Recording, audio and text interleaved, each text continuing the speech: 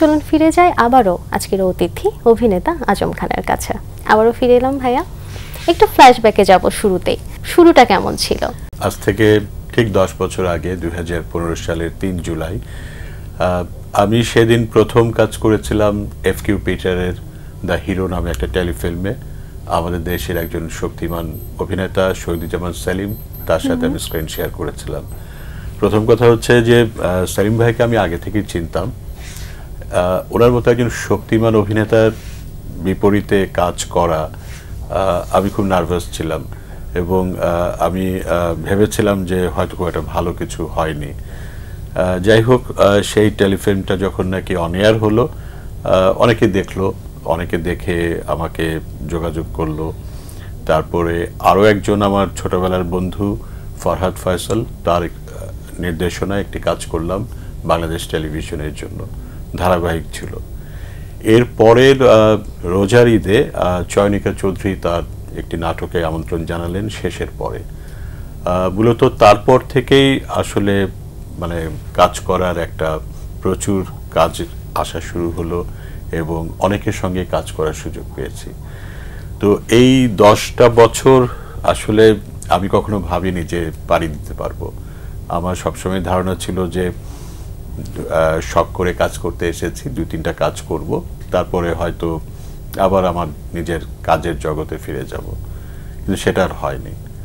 আসলে ভালোবাসা, সম্মান সবকিছু মিলে শোবিজ হচ্ছে একটা মায়ার জগৎ, যেখানে প্রবেশ করা যায়, কেউ মন থেকে সাড়া পায় না চলে যাওয়ার জন্য, এক্সিটটার করা হয় না। দীর্ঘ এই সময়ে নিশ্চয়ই প্রাপ্তির খাতাটাও বেশ পরিপূর্ণ। একটু জানতে চাইবো যে যেহেতু একাধারে একসময় ব্যাংকার হিসেবেও নিজের পেশাকে পরিচালিত করেছেন এবং তার পাশাপাশি নাট্যাঙ্গন, এই যে দুটো আলাদা আলাদা পেশার সমন্বয় কিভাবে করেছেন?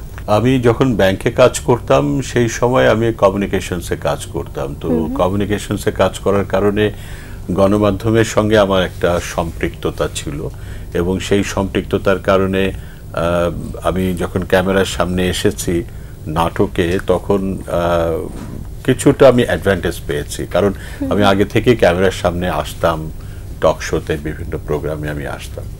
তো এটা একটা ব্যাপার ছিল। আর প্রাপ্তি যেটা বললেন, অবশ্যই প্রাপ্তির পরিমাণটা অনেক বেশি, কারণ ভালোবাসা কখনো পরিমাপ করা যায় না, সম্মানটাকে কখনো আপনি ওজন করতে পারবেন না। তো এই ভালোবাসা এবং সম্মান 10টা বছর ধরে আমি অনেকের কাছ থেকে পেয়েছি এবং অনেক অচেনা মানুষের কাছ থেকে পেয়েছি। অনেক প্রত্যন্ত এলাকায় যখন গিয়েছি তারা আমাকে চিনেছে। এমনকি ঢাকাতে গভীর রাতে বাসায় ফেরার সময় পুলিশ চেকপোস্টে হয়তো চেক করছে, আমাকে চিনে ছেড়ে দিচ্ছে, অনেকে হয়তো বলছে কেমন আছেন। এই বিষয়গুলো হচ্ছে একটা প্রাইসলেস মেমোরি এবং এটার কোনো পরিমাপ করা যায় না, এটার পরিমাণ অনেক বেশি। ভালো অভিজ্ঞতার পাশাপাশি নিশ্চয়ই খারাপ অভিজ্ঞতাও রয়েছে, আর সেই গল্প একটু জানবো। তেমন কিছু নেই, মাঝে মাঝে একটু বিব্রতকর পরিস্থিতির সম্মুখীন হতে হয়। যদি একটু নির্দিষ্ট করে জানতে চাই যে কোনো আসলে প্রতিবন্ধকতার সম্মুখীন হতে হয়েছে কিনা এই দীর্ঘ যাত্রায়? যেহেতু আমি আরেকটা পেশায় ছিলাম, সেই কারণে সময়টা আমার জন্য খুব একটা ইম্পর্টেন্ট ব্যাপার ছিল, টাইম ম্যানেজমেন্ট করা।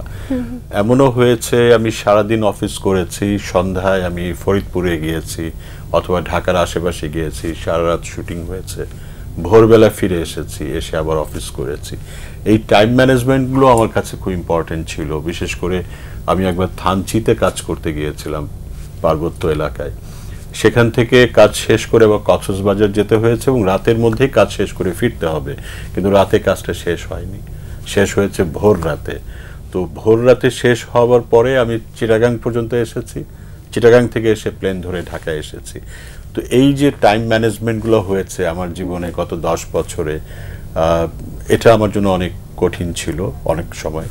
আর সবচেয়ে যে বড় বিষয় সেটা হচ্ছে যে আমার নিজের যে সময়, সেই সময়টা আমার কাছে ছিল না।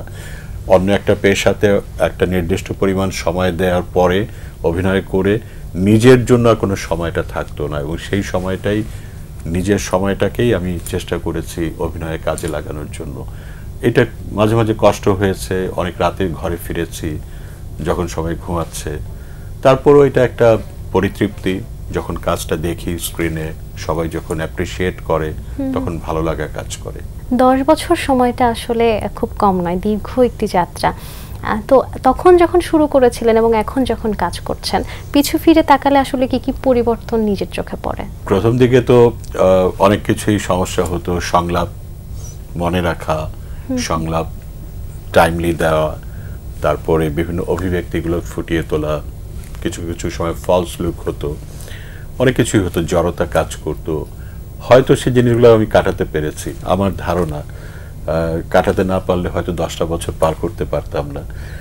এটা একটা বিষয়। এখন নিজেকে অনেক আত্মবিশ্বাসী মনে হয় ক্যামেরার সামনে। আর তার চেয়ে যেটা বড় বিষয় সেটা হচ্ছে এই পুরো অভিনয়টা কিন্তু হচ্ছে একটা টিম ওয়ার্ক। ডিরেক্টর থেকে শুরু করে, ডিওপি থেকে শুরু করে, সহশিল্পী সবার একটা আন্ডারস্ট্যান্ডিং না থাকলে কিন্তু বেটার ডেলিভারি হয় না। তো এই জায়গাটাতে আমার মনে হয় যে সবার আপন হতে পেরেছি বা সবার কাছে হতে পেরেছি, এবং সেই কারণেই সবাই হয়তো এখন টিম মেম্বার হিসাবে অনেক ক্ষেত্রে আমি তাদের কাছ থেকে অনেক অ্যাডভান্টেজও পাই, সিনিয়র হিসাবে সম্মানটুকুও পাই। সবকিছু মিলে ভালো, মানে আমি অনেক কমফোর্টেবল। আমরা আপনাকে নাটকের পাশাপাশি বেশ কয়েকটি বিজ্ঞাপনে পেয়েছি, সেই সাথে ওই ফিল্মেও আমরা আপনাকে পেয়েছি। তো আসলে তিনটির যদি আমি বলি যে একটু পার্থক্যকরণ করতে। বিজ্ঞাপনে আমি কাজ শুরু করেছি 2018 সাল থেকে। এ পর্যন্ত বাংলাদেশের বেশ কিছু ব্র্যান্ডের কাজ করেছি, প্রায় 68 বা 70 ব্র্যান্ডের কাজ আমি করেছি। এদের কারো টিভিসি ছিল, কারো ওভিসি ছিল, ডিজিটাল কন্টেন্ট ছিল, নিউজ পেপারের জন্য ছিল, বিলবোর্ডে ছিল। বিজ্ঞাপনের কাজটা আমার কাছে খুব মজা লাগে। সেটা হচ্ছে একটা কাজ অনেক দিন মানুষের সামনে থাকে এবং দীর্ঘদিন সে দেখে, এবং প্রত্যন্ত এলাকার মানুষও দেখে। কিন্তু এই কাজটার জন্য আপনি যেটুকু সময় দিচ্ছেন সেই অনুযায়ী কাজটা কিন্তু দীর্ঘস্থায়ী হয়, অনেকদিন বেঁচে থাকে কাজটা। পাশাপাশি আপনি যখন ওয়েব সিরিজের কথা বললেন, এটা দর্শক আবার একটু অন্যরকম দর্শক। মানে টেলিভিশনের দর্শক হচ্ছে ফ্যামিলি। আমরা যখন ছোট ছিলাম বা এখনো ফ্যামিলিতে ড্রয়িং রুমে বা বেডরুমে যারাই টিভি দেখছেন, একা দেখছেন না, তার আশেপাশে তার ফ্যামিলি থাকছে। তো ওয়েব সিরিজের ব্যাপারটা একটু অন্যরকম, যে এটা কিন্তু আসলে মানে মোবাইল ফোন থেকে শুরু করে ল্যাপটপে বিভিন্নভাবে মানুষ দেখছে, আজকাল টিভিতেও দেখা যাচ্ছে। এটার দর্শকটা হচ্ছে তাদের বয়স, তাদের রুচি, সবকিছু একটু ডিফারেন্ট। এখানে কাজের চ্যালেঞ্জটা অনেক বড়। সেটা হচ্ছে যে এখানে আপনার একটা মানে আপনার গ্রহণযোগ্যতা, আপনার অবস্থানটা অনেক ইম্পর্টেন্ট, এবং সেটা যদি আপনি তৈরি না করতে পারেন, দর্শক বেশি দিন আপনাকে দেখবে না। বিশ্বায়নের এই যুগে আসলে প্রতিটি ক্ষেত্রে কিন্তু প্রযুক্তির একটি প্রভাব রয়েছে। তো আপনি যখন শুরু করেছিলেন এবং এখন যখন কাজ করছেন, এটি আসলে প্রযুক্তিগত কতটা প্রভাব আছে বলে মনে করছেন? ক্যামেরার কাজে ফিল করছি, এডিটিং এ ফিল করছি। অনেক সময় আমরা বিদেশের একটা দৃশ্য আমরা ঢাকায় বসে চিত্রায়ন করছি, এবং অবিকল মনে হচ্ছে যে আমি বিদেশে বসেই আমি হয়তো আমার ড্রয়িং রুমে বসে কথা বলছি অথবা রাস্তায় হেঁটে যাচ্ছি। আর ক্যামেরার তো এখন অনেক ধরনের মানে অ্যাডভান্টেজ এসছে। আপনি একই সময়ে অনেকভাবে ক্যামেরায় সেই ছবিগুলো নেওয়া যাচ্ছে। তারপরে ড্রোন ক্যামেরা আসার পরে আমাদের ছবির দৃশ্যায়নেও অনেক নতুনত্বের ছোঁয়া এসেছে। এগুলো তো হচ্ছে, কন্টিনিউয়াসলি হচ্ছে, এবং সামনে হয়তো এআই এর উপরে নির্ভরশীলতার কারণে দেখা যাবে যে অভিনয়ের অনেকগুলো সেক্টরে হয়তো আরও নতুনত্ব আসবে, এবং জেনারেশন যত চেঞ্জ হবে, দর্শকদের জেনারেশন যত চেঞ্জ হবে, তত কিন্তু এই টেকনোলজির যে ডেভেলপমেন্টটা হচ্ছে এটা মানুষ তত বেশি গ্রহণ করবে। কোনো একটি কন্টেন্ট দেখা যাচ্ছে সোশ্যাল মিডিয়া বা ওটিটি প্ল্যাটফর্ম যদি বলি, ভিউজের ক্ষেত্রে অনেক এগিয়ে, কিন্তু গল্প বা চরিত্রের ক্ষেত্রে কিছুটা পিছিয়ে, কিন্তু তারপরও দর্শক মহলে পৌঁছে যাচ্ছে। এই বিষয়টিকে আসলে আপনি একজন অভিনেতা হিসেবে কিভাবে দেখেন? কন্টেন্টটা হচ্ছে সবচেয়ে ইম্পর্টেন্ট, এবং সেই কন্টেন্টটার মধ্যে যদি একটা ফ্যামিলির গল্প হয়, সেখানে একটা মূল্যবোধের কথা থাকা উচিত। আমার মনে হয় প্রত্যেকটা কন্টেন্ট থেকে না কোনো একটা মেসেজ থাকা উচিত, যে মেসেজটা আর 10টা মানুষকে চিন্তা করতে শেখাবে বা চিন্তা তারা করবে কিভাবে আরো বেটার করা যায়, বা তাদের জীবনে এমন যদি হয় তারা কিভাবে এই জায়গাটাকে ওভারকাম করবে।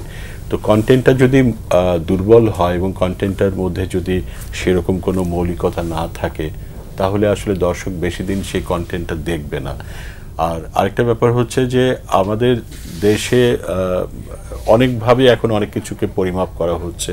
একটা সময় শুধু টেলিভিশন ছিল, এখন অনলাইন এসছে এবং অনলাইন প্ল্যাটফর্মে প্রচুর কাজ হচ্ছে।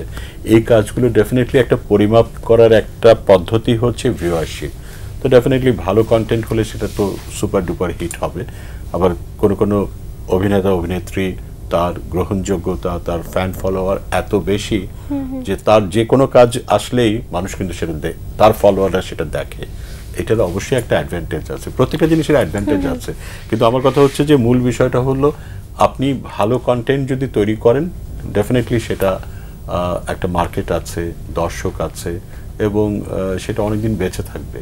একটু সহশিল্পীদের গল্প শুনবো, কতটা সহযোগিতা পেয়েছেন সেই সময় বা এখন কতটা পান? 90-এর দশক থেকে যারা আমাদের দেশে লিড ক্যারেক্টার করেছেন, অভিনেতা অভিনেত্রী, প্রায় সবারই আমি কাজ করেছি, সবার সাথেই কাজ করেছি এবং প্রায় সবারই আমি স্ক্রিনে বাবা হয়েছি।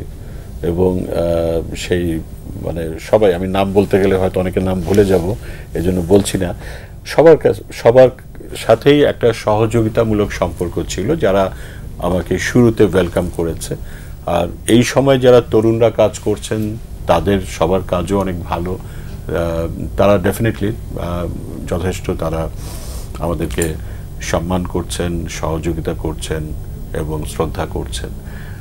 আমি সহযোগিতা পেয়েছি, এ পর্যন্ত কারোর সাথে আমার কোনো অসুবিধা হয়নি বা কারোর কাছ থেকে কোনো অসহযোগিতা পাইনি।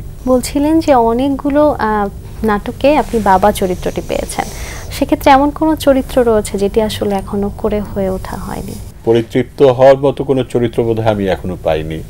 এটা বোধহয় যারা আমরা অভিনয় করি আমাদের সবারই বোধহয় এটা মনের কথা।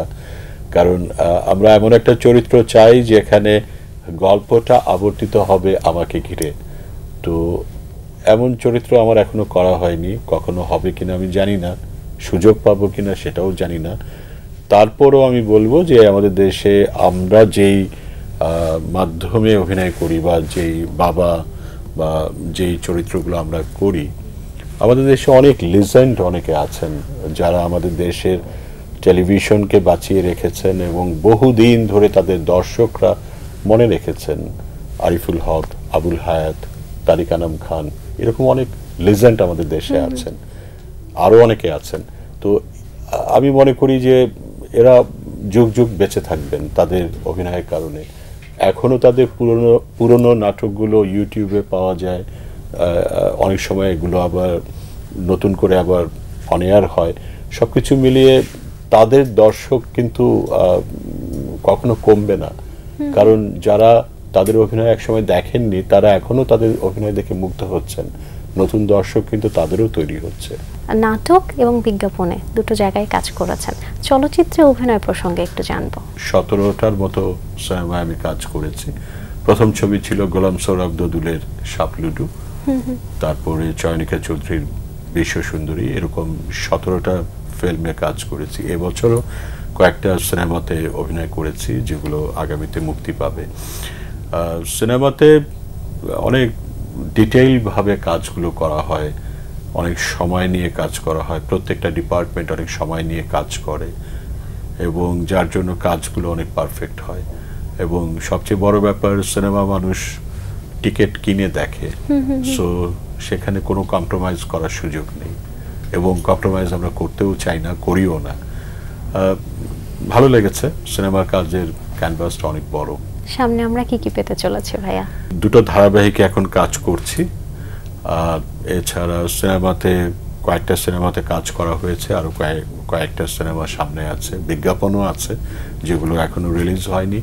আর নাটক তো আছেই, 1 ঘন্টার নাটক ট্রাই করা হচ্ছে, প্রত্যেক সপ্তাহেই করা হচ্ছে। অসংখ্য ধন্যবাদ ভাইয়া এত ব্যস্ততার মাঝে আমাদেরকে সময় দেবার জন্য।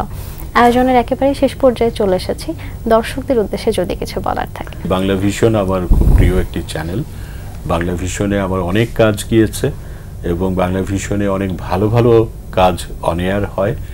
আমরা আশা করব আপনারা বাংলাদেশের অনুষ্ঠান দেখবেন, বাংলাদেশের নাটককে দেখবেন, সিনেমা দেখবেন, আমাদেরকে পৃষ্ঠপোষকতা করবেন।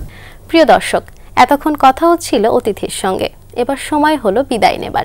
আমাদের অনুষ্ঠান সম্পর্কে আপনার যে কোনো মতামত ও পরামর্শ জানাতে লিখুন এই ঠিকানায়। প্রযোজক দিন প্রতিদিন, Bangla vision, Nur tower, 110 Biruttam, CR Datta road, Dhaka 1205। Phone number 9632030304। আমাদের ইমেল অ্যাড্রেস dinprotidin@banglavision.tv। মার্কিন দার্শনিক এরিক হফারের একটি উক্তি বলে বিদায় নেব আজ। তিনি বলেছেন, অসমাপ্ত কাজ থেকেই ক্লান্তি সৃষ্টি হয়। প্রিয় দর্শক, সবাই ভালো থাকুন, সুস্থ ও সুন্দর থাকুন।